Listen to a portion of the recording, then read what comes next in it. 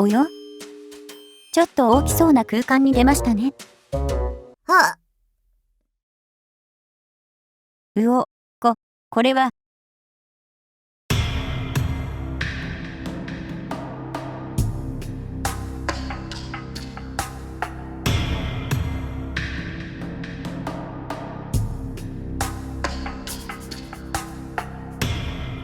とんでもなく大きいですね。大雨が降った時に水を溜めるやつみたい。で、あれは、廃校、ですよね。地下神殿みたいな荘厳な場所かと思ったけど、クッパ城の様相を呈してきたな。廃校部分まで来てみました。原木の柱が面白いですが、基本的には普通の廃校、なのかな？おお。青雲スポナーだ。なんというか、ここまで見通しがいいと、探索もクソもありませんな。とはいえ、かなり綺麗な場所ですので、建築には使えるかもしれませんね。とりあえず、一旦拠点に戻りましょうか。さて、ということで帰ってまいりました。それで、あれから色々考えてみたのですが、あの地下空間には、エンチャント施設を作ろうと思います。そんなわけで、サトウキビの自動収穫施設を作りました。結構シンプルな構造で、サトウキビが3段目まで育つと、ピストンが稼働して収穫される、ってやつですね。まあ、たまに取り残されるのも出ますが、大抵は回収されます。義務教育みたいなもんです。お前らのことです。そしたら、サトウキビから紙を作りの。紙と革で本を作って、黒曜石、ダイヤ、本を使って、エンチャントテーブルを作りました。さらに本を作って、本棚を作りました。エンチャントテーブルは、単体で使うよりも、周りに本棚を置くことで、より高レベルのエンチャントができるようになります。ということで、これをいい感じできる場所を地下に作っていきましょう。と、まずは土台ですが、この柱のようなものを一つ取り壊してみました。この上にエンチャント施設を作っていきます。今回は、ちょっと荘厳な感じにしてみたかったんですが、いかんせん下がマグマなので、ちょっと神々しい感じにするのは難しい気がするんですよね。なので、少しまがまがしい感じと言いますか、ネザーの雰囲気を取り入れながら作っていきたいと思います。うわぁ。作業していたら、ファントムが出てきていました。ファントムは3夜以上寝ていないと出現する健康志向なモンスターで、暗い夜の空を飛ぶので、なかなか厄介な敵です。で、よく見たら多くね。なんと、3匹も湧いてました。まあ、そうは言っても、このベテランクラフターの手にかかれば、こんなもんちょいのちょい。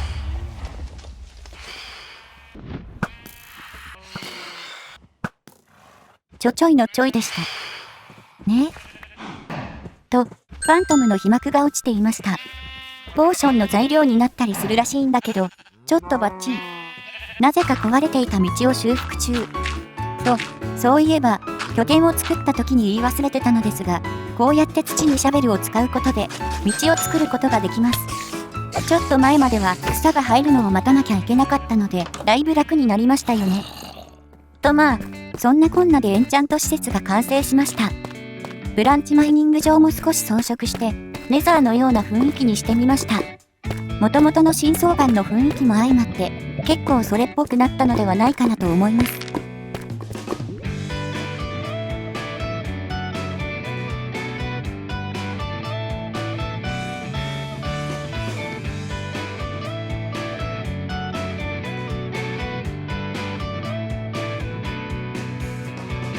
はい、ということで、かなり火事の危険性が高いエンチャント施設ができました。と、今回は、装飾の意味もあってたくさん本棚を置いてあるのですが、本来であれば、15個でエンチャントテーブルの能力を最大にできます。エンチャントテーブル、看板用紙。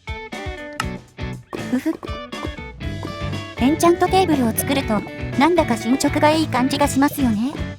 それでは早速エンチャントを、と言いたいところなのですが、エンチャントには経験値が必要なので、今のままでは全然足りません。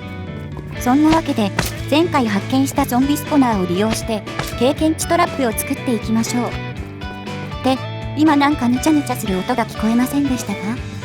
上に来たら、スライムが湧いてました。卑猥な音を出していた罪で、死刑。スライムを倒すと、どんどん小さくなっていきます。一番小さい形になると攻撃もできなくなって、ちょっとかわいい。不安になる動き方。エンダーさんが来てました。エンダーさんは目と目が合う瞬間怒って殴りかかってくるので、瞳をそらしながら近づきます。と、ご覧の通り、エンダーさんは水に触れるとダメージを受けるので、水上から攻撃するといい感じ。と、エンダーパールを落としました。男の子だったのね。エンダーパールを使うと、エンドという世界に行けるアイテムが作れたりするんだけど、それはまた後のお話。さて、それではゾンビスポナーを使って、経験値トラップを作っていきましょう。まずはスポナーを中心として、ゾンビが湧く9平方ブロックの空間を作っていきます。とりあえず、こんな感じになりました。そしたら、隅の一列を掘り下げていきます。反対側の一辺から水を流して、こんな感じにゾンビが流れるようにしました。続いて、水流エレベーターを作っていきます。と、昆布がなかったので、海まで取りに来ました。小さい亀さん、かわいい。ゾンビを見つけに来た。ゾンビは一番下のを壊すと一気に崩壊するんだけど、それがなかなかどうって気持ちいいです。海洋汚染。イルカさんです。このカワイトちゃんが餌をあげるとお宝が眠っている場所を教えてくれたり、沈没点まで案内してくれるんですよね。それから、こんな感じで、しばらく近くで泳いでいると、イルカの行為というわけがついて、早く泳ぐことができるようになります。もっと愛が欲しい。と、それではエレベーターを作っていきましょう。まずはこんな風に、一番上から水を流します。そしたら今度は、一番下から昆布を生やしていきます。生やしました。昆布が水流を水平にすることができるので、これでこのエレベーターの中はすべて水源ブロックで満たされていることになりました。それから床をソウルサンドにすると、